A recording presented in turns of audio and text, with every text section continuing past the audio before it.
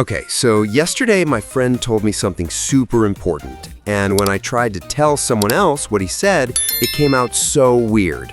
Like, I said he is busy tomorrow, but it sounded wrong, and now I'm confused about everything. Oh no. Welcome to reported speech, my friend. This trips up so many English learners. Wait, there's a whole thing for repeating what people say? I thought you just say it. Well, you can just quote them directly, like, he said, I am busy tomorrow. But in real conversation, we usually change it a bit. We call that reported speech. So I have to change it? Why can't English just be simple for once? I know. But here's the cool part. Once you get this, you'll sound way more natural when you're gossiping with friends or sharing news. Okay, I'm listening. Teach me the ways of the gossip. All right. So, hey, if you're watching this and you've ever been confused about how to report what someone said, you're in the right place. I'm Mia. And I'm Leo, the guy who apparently can't repeat a simple sentence without breaking English. You're not breaking it, you're just learning it. And actually, if you're new here, welcome. We make English learning actually fun, like hanging out with friends, not sitting in a boring classroom. Yeah, and if you vibe with our style, hit that subscribe button. We post new lessons every week, and we're basically your English learning besties now. Love that. Okay, so Leo, let's start with your example. Your friend said something to you directly, right? Yeah, he literally said, I am busy tomorrow. Perfect. So that's direct speech. You're quoting his exact words. But when you tell someone else what he said later, you use reported speech.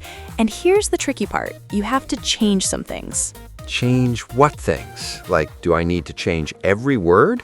No, just a few key things. First, the pronoun. Your friend said, I am busy, but when you're telling someone else, you say, he said he was busy. Okay, so I becomes he. That makes sense because I'm talking about him now, not quoting him. Exactly. You're getting it already. And notice what else changed. Am became was? Yes, gold star for you. The verb tense shifts back. We call it backshifting. Backshifting. Okay, that sounds like a dance move, but I'm here for it. I love that. Okay, so the rule is when you report what someone said in the past, you usually move the verb tense one step back in time. One step back. So like present becomes past? Exactly. I am busy becomes he was busy.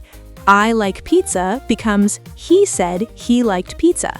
Wait, so like becomes liked? Yep.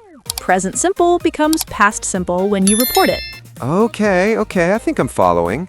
So if my friend says, I work here, when I tell someone, I say, he said he worked here. Perfect. You nailed it. This is actually kind of cool. It's like I'm a time traveler moving verbs backwards through time. That's actually a great way to think about it. Okay, let's practice a few more. I'll give you a direct speech sentence, and you convert it to reported speech. Ready? Born ready. All right. Sarah says, I love chocolate.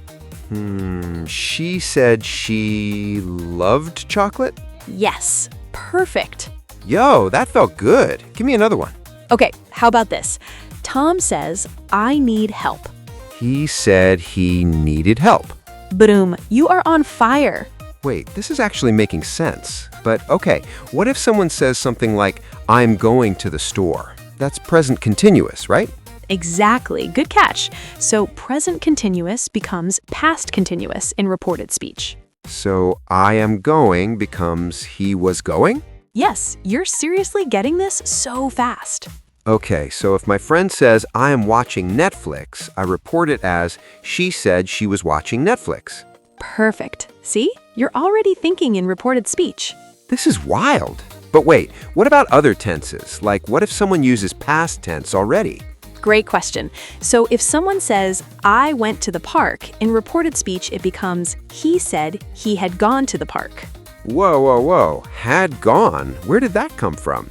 That's past simple becoming past perfect. It's that same backshifting idea. You're moving it one step further back. So went becomes had gone. That's like double past. Yeah, kind of. It's showing that it happened even earlier in the past. English is so extra sometimes. It really is. But think about it. When you're telling someone what happened, you're adding another layer of distance from the original event. Okay, I see it. So I ate pizza becomes he said he had eaten pizza. Exactly. You're crushing this. But do I always have to change the tense, even if it's still true now? Ooh, smart question. Actually, no. If something is still true or relevant now, you can keep the same tense. Wait, what? You're throwing me a curveball here. Sorry. Okay, so for example, if your friend says, I live in New York, and they still live there, you can either say, she said she lives in New York, or she said she lived in New York. So both are correct. Yep. If it's still true, you have a choice. But if you know it's not true anymore, you definitely backshift. This is actually more flexible than I thought. English being reasonable? That's rare. Right? Enjoy this moment. Okay, let's practice with some more complex sentences because you're ready for it. Hit me with your best shot. All right, how would you report this? I will call you tomorrow. Oh man, future tense. He said he will call me tomorrow? Close, but will usually becomes would in reported speech. Oh, so he said he would call me tomorrow. Perfect. So will becomes would. That's the backshifting thing again. Exactly. You're connecting the dots. Will is like the future version, and would is the conditional or past future. My brain hurts, but in a good way, like a workout. That's the best kind of learning. Okay, what about this? I can speak Spanish. He said he can speak Spanish. Almost. Can becomes could. Oh, he said he could speak Spanish. Yes, you got it. So modal verbs change too. Can becomes could, will becomes would. Exactly. And may becomes might, and must can become had to. Okay, this is a lot, but I feel like I'm seeing the pattern. Everything just shifts back one step. Yes, that's literally the whole thing. Once you see that pattern, it becomes so much easier. Okay, but what about words like today and tomorrow? Do those change too? Oh, great question. Yes, time expressions change too. Because you're reporting something from the past, the time frame shifts. This is getting complicated again. No, it's actually pretty logical. So today becomes that day, tomorrow becomes the next day, and yesterday becomes the day before. Okay, so if my friend said, I'll see you tomorrow, I report it as, he said he would see me the next day. Perfect. See? You're applying everything now. What about now? Does that change? Yep. Now becomes then. So I am busy now becomes she was busy then. Exactly. You're seriously on a roll. I'm actually starting to feel good about this. But okay, what about here and there? Great thinking. Here becomes there. So I work here becomes he said he worked there. Yes, you're like a reported speech ninja now. I'll take it. But wait, can we talk about when you don't have to change stuff? Because you mentioned earlier that sometimes you don't. Yes, good memory. So there are a few situations where you might not backshift. Like we said earlier, if something is still true, you can choose not to backshift. Okay, like she said she lives in Paris if she still does? Exactly. Also, with universal truths or facts, you usually don't backshift. Universal truths? Like what? Like, if someone says the Earth revolves around the sun, you'd report it as he said the Earth revolves around the sun, not revolved. Oh, because it's always true. That makes sense. Right. And scientific facts, general truths, things like that usually stay in the same tense. Cool. So I don't have to backshift everything like a robot. I can think about whether it makes sense. Exactly. Context matters. English is all about being flexible sometimes. All right, I'm feeling pretty confident now. Can we do some real-life practice, like actual situations I might use this? Absolutely. That's the best way to make it stick.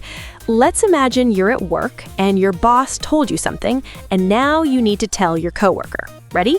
Ready. Your boss said, I need the report by Friday. Okay, so I tell my coworker, the boss said she needed the report by Friday.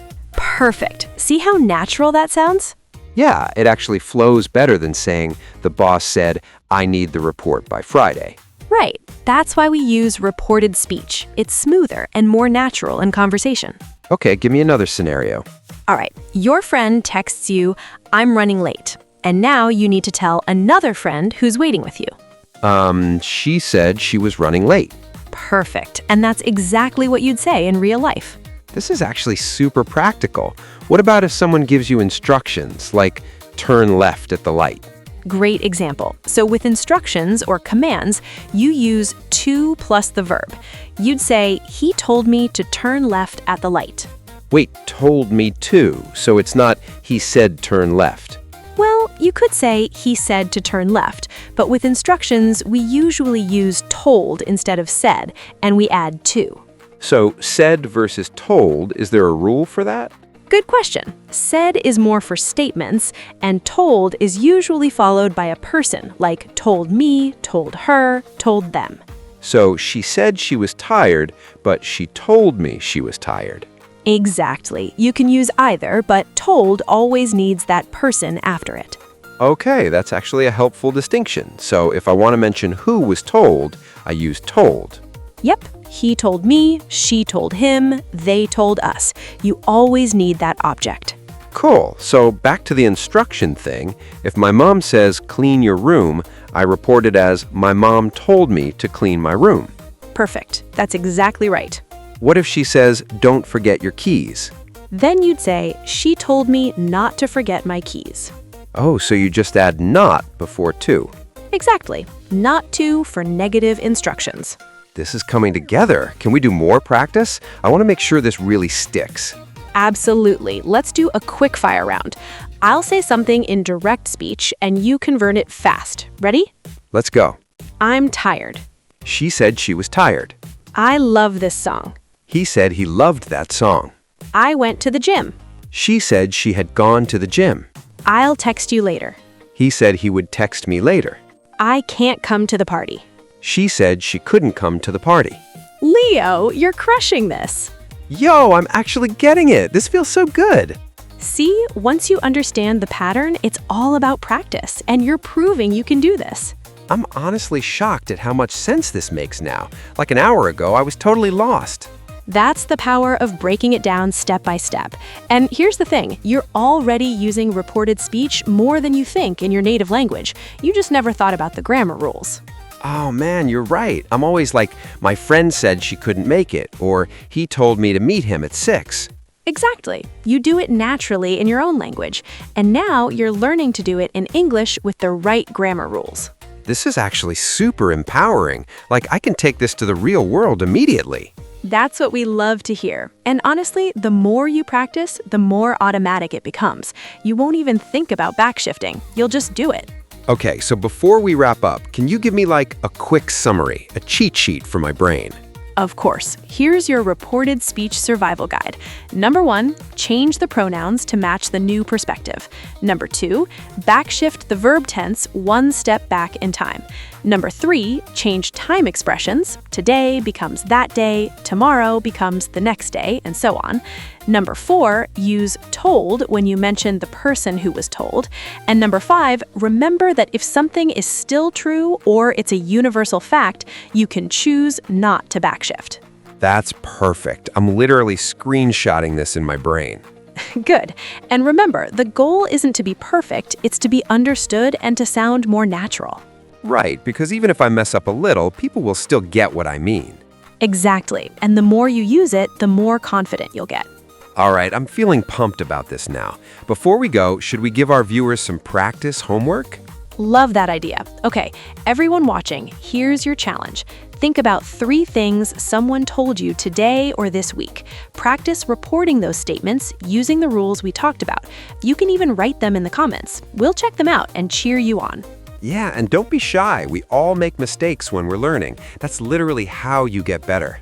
Absolutely. And hey, if you found this helpful, give us a thumbs up and subscribe so you don't miss our next lesson. We post fun, practical English lessons every week.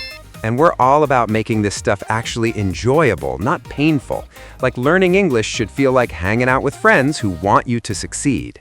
That's exactly what we're here for. We've got your back, and we're so proud of you for sticking with us through this whole lesson.